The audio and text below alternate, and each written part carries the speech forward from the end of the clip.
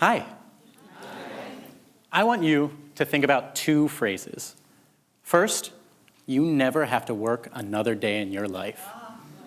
Second, they're coming for your jobs! Okay, so the first one sounds like a dream, right? The second one sounds like a nightmare, but that's the one we tend to hear in this talk about AI. They're gonna take our jobs, they're gonna take over the world, Skynet's coming, it's inevitable. But what if we changed how we feel about AI and embraced it like any other tool? So what's the real problem here? In the timeless words of Blink-182, work sucks, I know. So what do? Quit. Thank you, good night. Oh, okay, yeah. Okay, so they want me to do more than that. So I guess the point of this is it is a talk about AI, and the idea is not new, right? Karl Kapek invented the word robota in 1920s Czechoslovakia. It meant indentured serf or servant or slave, and it was this idea of a mechanized automaton to take over the hard labor of 1920s Czechoslovakia. And then John Maynard Keynes in 1930s America saw the prosperous of those times and said, eventually, we'll all be working 15 hours a week. So do we have any nurses or truck drivers? That's 15 hours a week, not per day. So it's a little bit different. But does this technology trickle down to us? Does it eventually get better for us? And what does that look like? So yes, I have written a book, but we'll get to that later. The audience knows, spoiler for the people watching at home. I've also been consulting with companies, and I was talking to a truck driving company, and their problem wasn't how do we implement AI? Their problem was hiring. So what real problem are they trying to solve? Truck driving is hard, and being over the road, away from families for long distances and long times sucks. So what if instead of automating the whole process and getting fully self-driving vehicles, we automated the long drives in between highways? This is something they're looking into. And then they can hire drivers for this local district and this local district. Those drivers get to go home with their families. They still get paid, they still have jobs. The trucking company can take on more carriers and routes, and we can all get the goods and services we need from this crucial part of our economy. So when does this lazy future trickle down to us, right? You all seem like smart, hardworking people. Yeah, I'm not, so let's get that out of the way. Would you prefer living in this modern time we have today or being a serf in 1920s Czechoslovakia? So my great-grandfather lived in Czechoslovakia and came to America and worked hard. He worked in a steel mill. He worked so hard a steel plate fell on him and he lost some toes. It's a true story. And my grandfather worked in a factory managing people, and I sit on my couch and delegate to algorithms in my underwear. So I don't know how many remote workers we have, but it's great, right? It's so much, life is getting better. Technology does progress. Eventually, we see those benefits. And I think it's only going to keep improving. So why am I on the stage tonight? How many people here shower? Okay, good. So I had this idea in the shower in March 2023, and Google's Bard, the chatbot Bard, was released around that time. And in the shower, I thought, can I use AI to write a book about AI? So I got out of the shower, because I don't have my computer in there most of the time. And then 12 minutes of work later, I had a book called Think Like an AI. And 2 days later, it was the #1 bestseller in its category on Amazon. So, no, the book is not good. Do not buy it. It is not worth your time. It's not even worth applause. 12 minutes of work. Again, this talk is about 12 minutes long. So what's the real lesson here? Use AI to make something that changes your life forever and then quit your job. Thank you, good night. Okay. More still? Oh, she's literally just back there going, fat, like a dog. Okay, so that's the story. And a lot of nerds in the audience might ask the question, well, which LLM did you use? And some people will say, what's an LLM? Someone thought it was a llama. What large language model did you use? Was it effective? Was it accurate? What sort of tone did it have? None of that matters. The book was not good. It wasn't very innovative, but that's not why I did it. The story isn't, did I steal this idea from some author? The story is the book is written by AI about AI. And then what do we do with that? What comes next? So there's 3 things I want you to take away today. First of all, change. It's inevitable. Second of all, change can be good, and you can make it good for you. And third, this is already happening. Whether you like it or not, people are using AI today, so you can get on board or not. So first, change is inevitable. I think if you're a sci-fi nerd like me, you'll know the phrase, don't panic. So if you take anything else away tonight, don't panic. Hat tip to Douglas Adams in Hitchhiker's Guide to the Galaxy. Yes, I love the nod. Where he goes on interstellar adventures and you never know what's going to happen next. Just don't panic is step one. If you don't know Hitchhiker's Guide to the Galaxy, maybe you know the story of John Henry. Do we know John Henry, the hard-working railroad man who went up against the machines? Nothing but a hammer in his hands. Right, so who's the hero of the story of John Henry? John Henry. Right? No, John Henry dies. They let him die at the end of his own story. And the machine keeps working. And not only does the machine keep working, the next day the engineers probably looked at what John Henry did and made it more efficient, more effective. And now we've got railroads all across the country. We all benefit from the machines.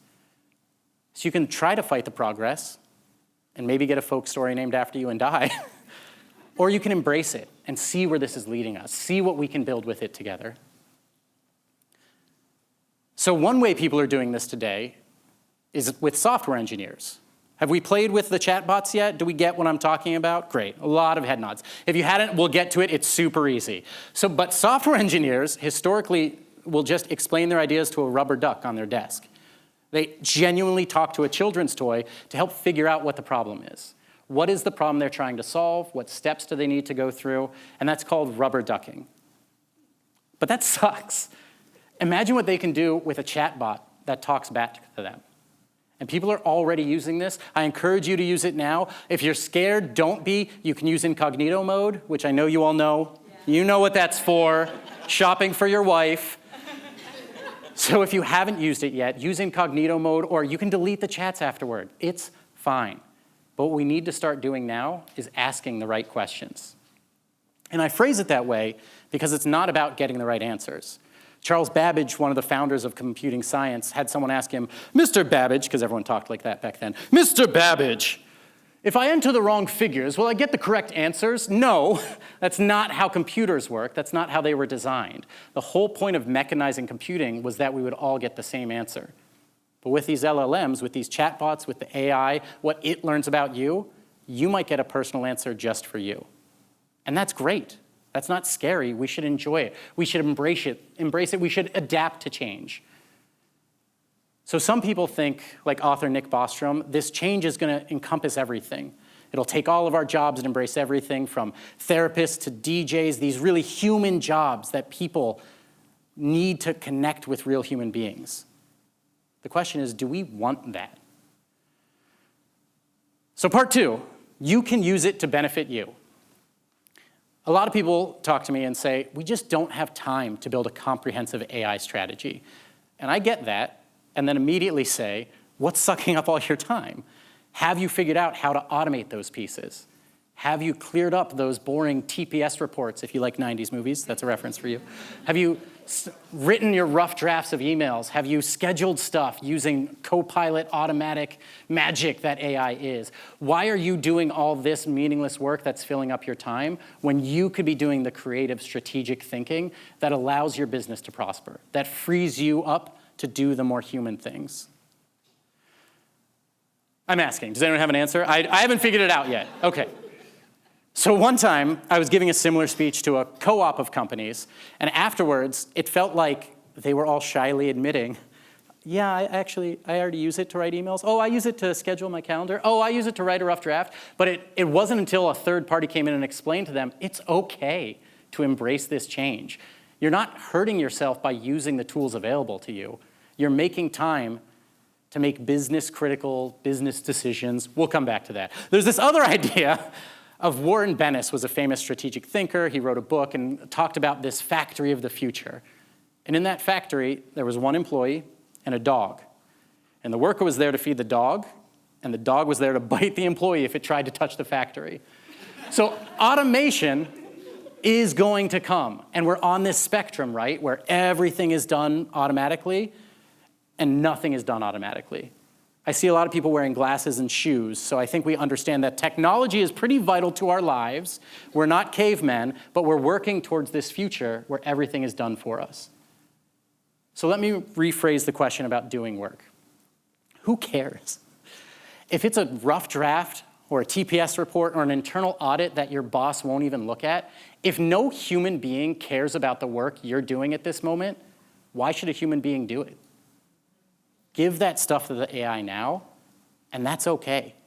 It'll give you more time to make the rough draft better, to talk with your coworkers about those processes, to improve things, to make these business critical decisions, this long-term strategic thinking, to maximize your resources, and whatever you want to quote me on to your boss is fine. You're allowed to do this. And you should, because this process is coming. Whether you decide how you want to incorporate it into your workflow today or not, someone eventually is going to say, here's our plan for using AI. If you can step forward and say, I think this part of my job sucks, let's automate it, and I have a plan to do it, your boss will thank you for it. I was hosting a panel where a man in the front row proudly said, business people and lawyers and accountants and boring people. And this guy in the front row says, no offense, I've got lawyers in my family. Man in the front row proudly says, I'm using AI today. I use it to write text messages to my wife. Please don't do that. Please keep the human connections human and relate to people in a meaningful way. Don't automate yourself out of a life. Automate yourself out of the boring nonsense. So third, this is happening, people. Charles Bukowski said, find what you love and let it kill you. Mark Twain said, find a job you love and you'll never work a day in your life. The AI I used to write this speech said, find joy in your quest, let AI do the rest. I mean, that's good, right? AI actually wrote that. And I have writer friends in Los Angeles mad at me, but that's not the point. The point is that it's good enough, you know? We saved our time, we got our enjoyment out of it, and we could spend time, I could spend time hanging out with my wife and kids, dropping cell phones during speeches, doing the human things that we don't need to do otherwise, making space for us to be human. So let me give you some examples of how this is happening today. We all know what autopilot is on planes, but do we understand it allows the pilot to have better situational awareness of everything happening around them. It allows them to turn flights around quicker. It allows them to provide better customer service. So all of us are benefiting. The pilots are safer. The flight crew loves it. And I don't understand what the downside is. All of these things are win-win-win. IKEA had 8,500 employees, and then they trained a chatbot to do their job. So what did they do? They retrained those employees in interior design. So now if you reach out, rather than first talking to a robot who might say, metallic gray is best, you'll get a real human being who can give you real design advice, one-on-one. Those personal connections that still matter are the things we're freeing ourselves up for. We are making more time for. In preparing for this talk, I was talking with a therapist, and I didn't understand they get billed a different amount for seeing patients versus taking transcription of all their client meeting notes. And this was taking up hours and hours of their day. So if you can automate just the transcription part, think of the truck drivers. Automate the boring part, they can see more patients, they can spend more time with their families at night, their company can have more patients, the patients get a better quality of care. So who's really suffering from this? And this is a real thing that's being rolled out right now to a group that has thousands of therapists. Imagine what that can do, not just for the company, for their bottom line profits, but for the actual people who work those jobs, for the actual patients who see those people. The quality of care you can get, if you can get rid of the nonsense, is inarguably better. This is our opportunity to live a Star Trek future. I warned you I was a nerd. And for the real nerds, we don't need the gold-pressed latinum. We don't need the dilithium crystals. We don't need to fight over these scarce resources if the automation frees us all up to do the things we love. We can figure out what we love. And if we don't know what we love, start asking those questions with someone you love or a chatbot. It's fine. I swear they don't bite. So what else can we do today? you can use it to benefit you. No, I'm sorry. Clearly, we've had some technical issues. Even in preparing for this, I was using an AI tool that would match my voice to the script itself.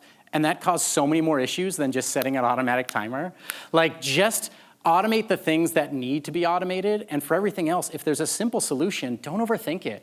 Find ways to do these things that are most impactful for you. So the question isn't, is AI going to take our jobs? The question is, how are we going to seize this moment to redefine our relationship to work, our relationships to each other? If you look too far out in the future and AI takes over the planet, what do we do? What do we want to do?